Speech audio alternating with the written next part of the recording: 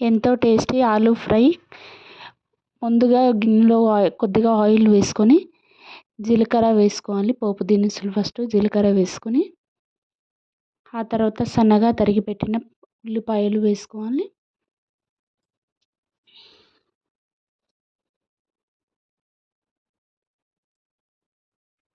సన్నగా తరిగి పెట్టిన ఉల్లిపాయలు వేసుకోవాలి.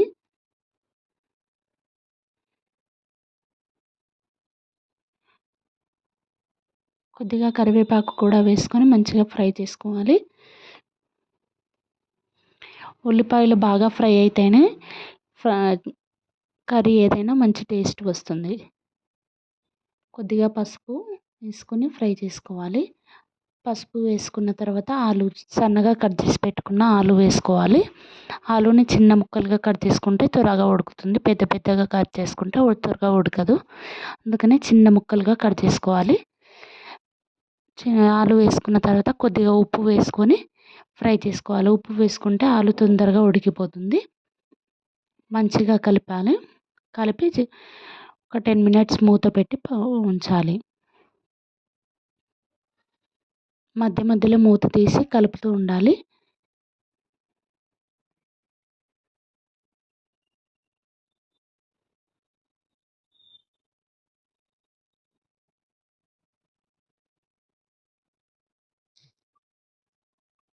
మళ్ళీ ఒకసారి మూత తీసి కలిపి ఆలు ఉడికిందా లేదా చూడాలి. ఆలు ఒక 80% 90% ఉడికాక తర్వాత కారం వేయాలి. 2 టేబుల్ స్పూన్ ఆఫ్ కారం. కారం మీ టేస్ట్కి తగినట్టు కారం వేసుకోండి.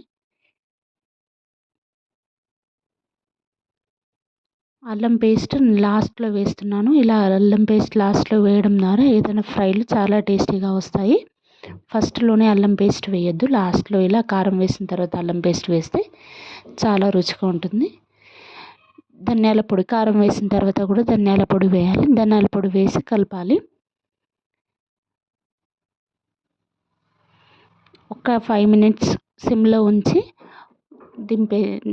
ఉంచితే చాలు. తర్వాత లాస్ట్లో కొత్తిమీర వేసి బంద్ చేయాలి.